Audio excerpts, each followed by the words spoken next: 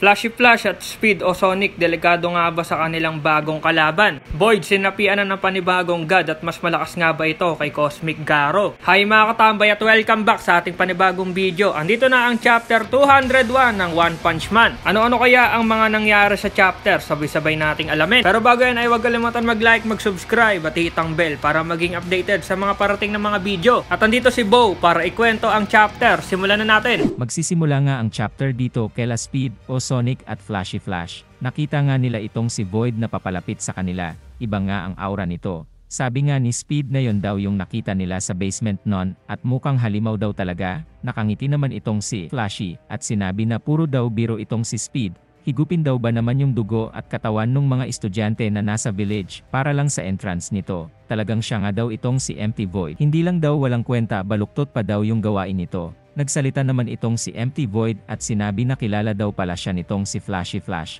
O nga daw pala nakasama na nito si Blast. Kamusta na daw yung siraulo na yon? Gusto nga din daw kainin nito yung laman loob ni Blast. At dumighay pa nga itong si Empty Void pero walang sinayang na oras si Flashy. Dahil bigla na lang itong sumugod ng napakabilis. Inatake nito si Empty Void pero iniilagan lang nito ng napakadali yung atake ni Flashy Flash. Sa di kalayuan, nanunood si Speed, at napansin nito yung mga katawan na nakahandusay ay bigla na lang nagbago yung damage sa mga katawan nito at bumalik sa normal na anyo, na parang ilusyon lang yung nangyari, kung baga sa teknik ng mga ninja ginamitan ng genjutsu.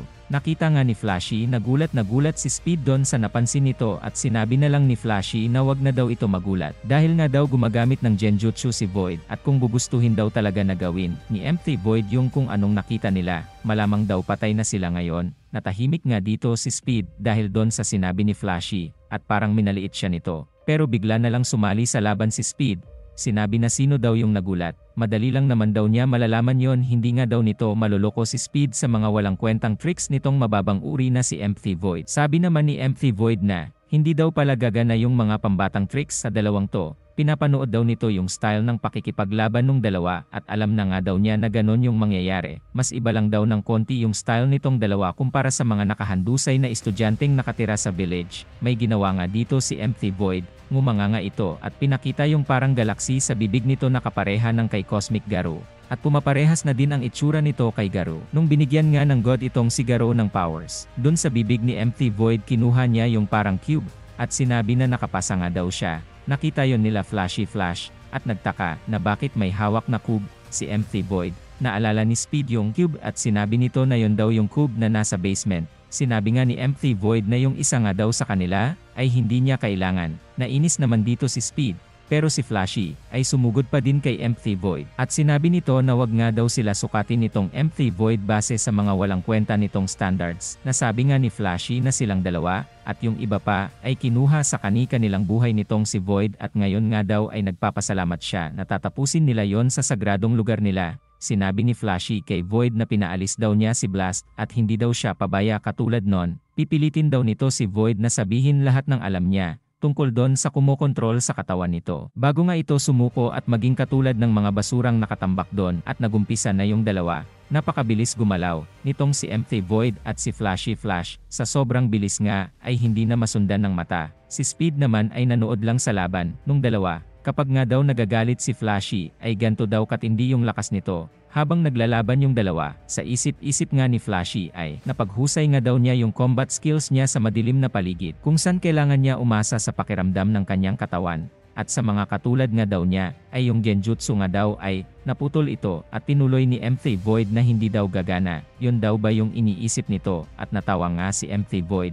Subukan nga daw nila ngayon, nagpalabas nga si Empty Void ng mga malalaking kamao at pinalibutan nito si Flashy Flash. Bigla na lang kinabahan si Flashy Flash at umilag ito bigla. Napasabi siya na imposible daw yon pati daw yung pakiramdam niya. Hindi lang daw yon manipulation, ang source nga daw nito ay isang psychic wave na hinahanap yung takot at pinapasok daw nito kung ano-ano nga yung binato kay Flashy. Pero bigla na lang siyang may nasalo, nagulat siya kasi nga ulo ito ni Speed at bigla na lang lumitaw sa harap ni Flashy itong si Empty Void at sinabi na o bakit daw ganon yung muka nitong si Flashy at pagkatapos nun tinapat nito yung cube sa ulo ni Flashy at bigla na nga lang nagliwanag. Sumugod naman si Speed para nga sagipin si Flashy pero huli na nga ito. Parang sinipsip ng liwanag itong si Flashy paloob doon sa cube. Matagumpay ngang nakuha ni Empty Void si Flashy Flash, pero si Sonic hindi nasama at tumalsik ito palayo. Sabi nga ni Empty Void na sa pagkakaalam niya itong si Speed o Sonic ay tinanggap yung Monster Cell. Kung mapipilit nga daw ito ay baka tanggapin nito yung ibibigay niyang kapangyarihan. Sa loob ng cube ay makikita natin dito ang batang version ni Flashy. At nagtaka to kung nasan siya, nilibot nga niya yung mata niya at nakita niya doon yung batang version ni Speed. Tinawag niya yon at nagsalita naman ito, nagising na daw pala itong si Flashy Flash. Sabi pa nito na masaya nga daw siya na umalis siya doon sa village kasama ni Flashy.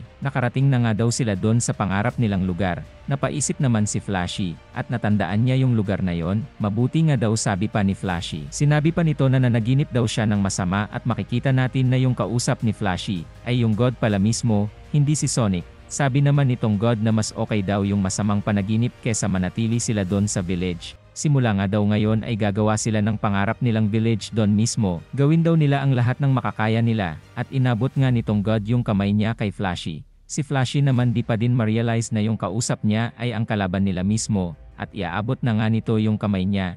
End of the chapter. Ano nga ba ang mangyayari kay Flashy Flash? Dahil nga parang nagamitan siya ng genjutsu ni Empty Void. Abangan natin ang mga susunod pa na mangyayari sa next chapter. Salamat sa pagnood at see you sa next video. Over and out!